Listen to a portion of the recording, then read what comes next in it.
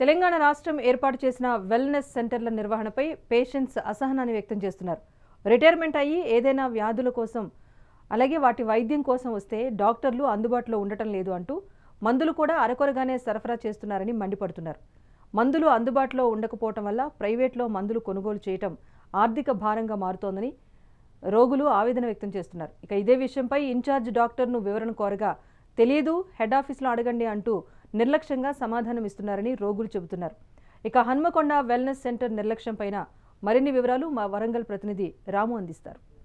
ప్రభుత్వ ఉద్యోగులు మరియు జర్నలిస్టుల సంక్షేమం కోసం వెల్నెస్ సెంటర్ ఏర్పాటు చేసి దాని ద్వారా మందులతో పాటు కొన్ని రకాల టెస్టులు కూడా చేపడుతుంది. ఈహెచ్ఎస్తో పాటు జర్నలిస్టుల కోసం ఏర్పాటు చేసిన దాంట్లో భాగంగా ఇప్పుడు కొంతమంది ఇక్కడ వచ్చి ట్రీట్మెంట్ కోసం వచ్చి వెళ్తున్న పరిస్థితి. ఇక్కడ పూర్తి స్థాయిలో వాళ్ళకి ఎలాంటి సదుపాయాలు అందుతున్నాయి, వాళ్ళకు మందులు సకాలంలో అందుతున్నాయో ఒకసారి తెలుసుకునే ప్రయత్నం చేద్దాం.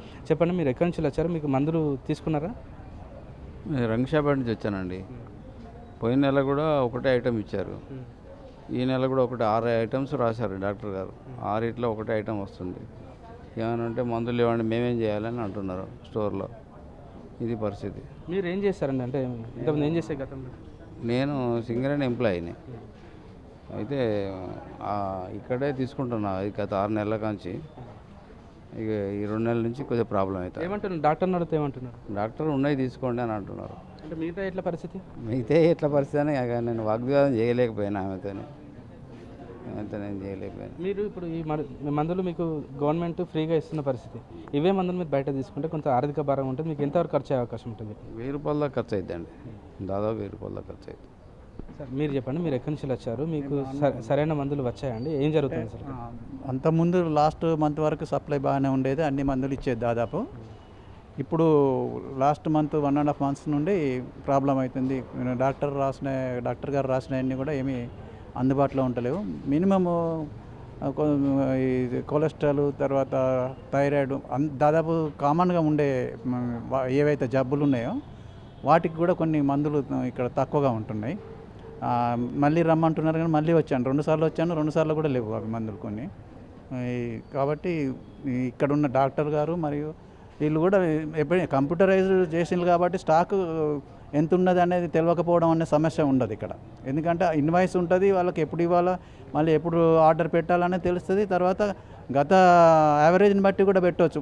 ఇది ఎప్పుడైతే ఈ సంస్థ ఉన్నదో, ఇది పెట్టిందో ఈ వెల్నెస్ సెంటర్, అప్పటి నుండి వాళ్ళకి తెలుస్తూనే ఉంటుంది నెలకి ఏ మందులు ఎంత పోతున్నాయి అనేది యావరేజ్గా తీసుకొని స్టాక్ పెట్టవచ్చు. ఇది మరి అవగాహన లోపం, మరి ఇక్కడ పర్యవేక్షణ లోపం అనిపిస్తుంది. సరైన పర్యవేక్షణ చేసి ఇచ్చేవాళ్ళు లేరు. కాబట్టి మరి గవర్నమెంట్ దృష్టికి కూడా వీళ్ళు తీసుకుపోతున్నా, మరి దీనికి సంబంధిత అధికారికి తీసుకుపోతున్నా లేదు. రకరకాల వ్యాధులకు సంబంధించి డాక్టర్లు కానీ పరికరాలు కానీ అందుబాటులో ఉండాలి. అవి ఇక్కడ అందుబాటులో ఉన్న పరిస్థితి అవుతుందా? ఎలా ఉంది ఇక్కడ? కొన్ని అందుబాటులో కొన్ని ఉన్నాయి, షుగరు వాటికి సంబంధించి ఉన్నాయి. అవసరం ఉంటే ఇక్కడ తీసుకొని ఎంజిఎం పంపించి రిపోర్ట్స్ ఇస్తున్నారు. కొన్ని బయట చేయించుకోండి అని కూడా చెప్తున్నారు. కొన్ని విటమిన్స్ సంబంధించి కొన్ని ఇక్కడ లేవు. అన్నీ షుగరు జనరల్గా నార్మల్ టెస్ట్లు అవి ఉన్నాయి. మిగతా డాక్టర్స్ కూడా ప్రాబ్లం ఉంది ఇక్కడ కొందరికి. సరిగా అన్ని రకాల డాక్టర్లను ఇప్పుడు అందుబాటులో అయితే లేరు. సార్ నమస్తే అండి. ఇక్కడ ల్యాబ్కి సంబంధించి పనితీరు ఎలా సాగుతుంది? అంటే ఇక్కడ కొంతమంది వచ్చిన పరిస్థితి, మాకు సరైన సదుపాయాలు లేవు, ల్యాబ్తో పాటు మెడిసిన్ లేవు అని చెప్తున్న పరిస్థితి. ల్యాబ్కి సంబంధించి మీరు ఏ విధంగా చెప్పారు? దాదాపు అన్ని టెస్టులు అయితే అవుతుంది, జనరల్ టెస్టులు అన్నీ చేస్తున్నారు. ప్రజెంట్ అయితే అన్ని వర్కింగే ఉంది ల్యాబ్ టెస్టులు అయితే. దీంట్లో హెడ్ ఆఫ్ ద డిపార్ట్మెంట్ ఎవరైతే ఉన్నారో ఆయన ఇక్కడ టైంకి ఉండట్లేదు. అతను ప్రైవేట్ క్లినిక్ ఒకటి పెట్టుకొని దాని మీద దృష్టి సాగిస్తున్నారు. దీన్ని పూర్తిగా నిర్లక్ష్యం చేస్తున్నారని చెప్పేసి కొంతమంది ఇక్కడికి వస్తున్న పేషెంట్స్ ఎవరైతే ఉన్నారో వారు ఆరోపిస్తున్న పరిస్థితి. హెడ్ ఆఫీస్ వాళ్ళు ఉంటారు, ఇన్ఛార్జ్ ఉంటారు, డైలీ వస్తారని ఉంటారు, అట్లేమి లేదు, రెగ్యులర్ వస్తుంటే చూసుకుంటారు అంతే. కొన్ని పరీక్షలతో పాటు కొన్ని మందులు కూడా ప్రైవేట్కి రాసి మీరు అక్కడే కొనుక్కోవాలి, ఏదైనా కొన్ని హాస్పిటల్స్ కూడా రిఫర్ చేస్తున్నారు. మాకు ఇక్కడ సరైన ట్రీట్మెంట్తో పాటు మందులు కూడా అందరని చెప్తున్న పరిస్థితి. ఏ విధంగా చూడాలి? మెడిసిన్ గురించి ఇన్ఛార్జ్ సార్ని అడగండి, మాకు తెలియదు దాని గురించి. టెస్ట్లు అంటే మాకు డైలీ ఉంటుంది, ప్రతిరోజు చేస్తూ ఉంటాం అన్ని. ఇక్కడ మాత్రం మేము సరైన సమయంలో పరీక్షలు అందించే ప్రయత్నం చేస్తున్నాం. కానీ పూర్తి స్థాయిలో కొంత మీరు ఏదన్నా అడగాలంటే మాత్రం హెడ్ ఆఫ్ ద డిపార్ట్మెంట్ ఎవరైతే ఉన్నారో వాళ్ళని అడగండి అని చెప్తున్న పరిస్థితి. ఒకసారి ఫార్మసీకి కూడా వెళ్ళి చూద్దాం, ఫార్మసీలో ఎంత మేరకు మందులు అందుబాటులో ఉన్నాయి, వీళ్ళు ఏం చేస్తున్నారు ఒకసారి తెలుసుకునే ప్రయత్నం చేద్దాం. ఎందుకంటే పేషెంట్స్ తీవ్ర స్థాయిలో ఆరోపణ వ్యక్తం చేసిన పరిస్థితుల్లో వీళ్ళకు ఇక్కడ ఎన్ని రకాల వ్యాధులకు సంబంధించిన మందులు తెలుసుకునే ప్రయత్నం. సార్ నమస్తే అండి. కొంతమంది పేషెంట్స్ ఇక్కడికి వచ్చి వెన్నుదూరుతున్న పరిస్థితి. డాక్టర్లు కనీసం 6 నుంచి 7 రకాల మందులు రాస్తే కేవలం కొన్ని రకాల మందులే దొరుకుతున్నాయని చెప్తున్న పరిస్థితి. ఏ విధంగా చూడండి?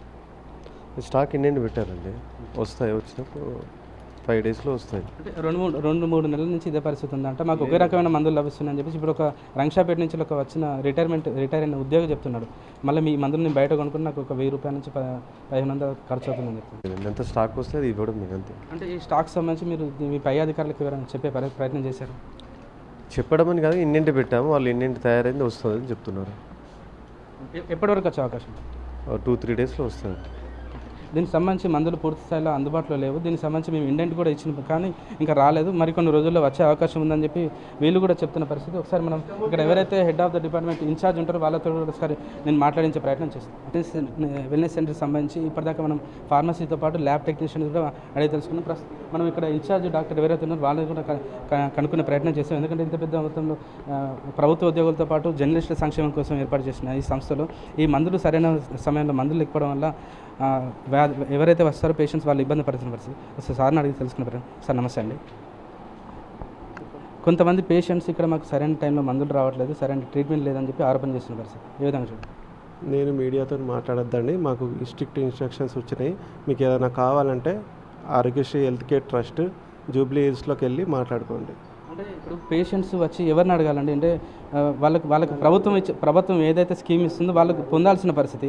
మీ దగ్గర సరైన సమయంలో మందులు లేకపోవడం మూలంగా కనీసం రిటైర్ అయిన ఉద్యోగులు ఒక 2000 నుంచి 3000 వరకు మందుల కోసం ఖర్చు పెడుతుంది.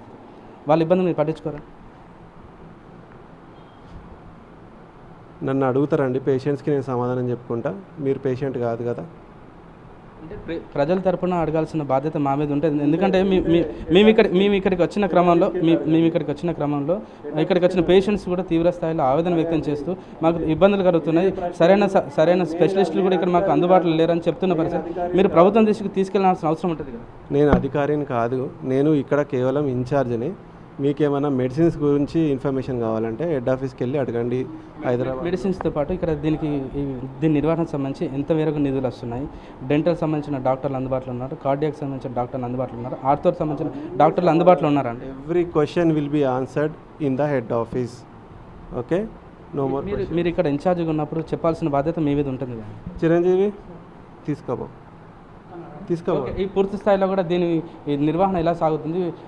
పేద ప్రజలతో పాటు రిటైర్ అయిన ఉద్యోగులు, జర్నలిస్టులు ఈ మేరకు ఇబ్బంది పడుతున్నా కూడా మీరు ఎందుకు ఇలా చేస్తున్నారు, మీరు ప్రభుత్వం దృష్టికి తీసుకెళ్లే అవకాశం ఉంటుందా అని అడిగితే మమ్మల్ని కూడా మీరు బయటికి వెళ్ళండి, మీకు సమాధానం చెప్పాల్సిన అవసరం లేదు, మీరు ఏదంటే హెడ్ ఆఫ్ ద డిపార్ట్మెంట్ అడగండి, మాకు సంబంధం లేదని చెప్పేసి ఇక్కడ ఎవరైతే ఇన్ఛార్జ్ డాక్టర్లు ఉన్నారో ఆయన కూడా మనతో పాటు మన మీద దురుసుగా ప్రవర్తించడం పరిస్థితి. మీడియా పైన ఈ విధంగా ప్రవర్తించిన వాళ్ళు ఎవరైతే పేద రోగులు ఉంటారో, రిటైర్ అయిన ఉద్యోగులు, కొంతమంది ముసలి వాళ్ళు కూడా ఇక్కడ వచ్చిన పరిస్థితుల్లో వాళ్ళపైన వీళ్ళు ఏ విధంగా వ్యవహరిస్తారో అర్థం చేసుకోవాలి సార్. చూడాలి ఇప్పటికైనా జిల్లా స్థాయి ఉన్నతాధికారులు ఎవరైతే ఉన్నారో, వైద్యాధికారులు కూడా ఈ వెల్నెస్ సెంటర్ నిర్వహణ ఏ విధంగా సాగుతుంది, ఇంకా ఏ విధంగా ఉంటే బాగుంటుందో దీనిపైన పూర్తి స్థాయిలో విచారణ చేపట్టి సరైన విధంగా అవకాశాలు మెరుగుపరచాలని చెప్పి కోరుకున్న పరిస్థితి. కెమెరా పర్సన్ భిక్షపత్ రాము, మెగానన్ టీవీ, వరంగల్.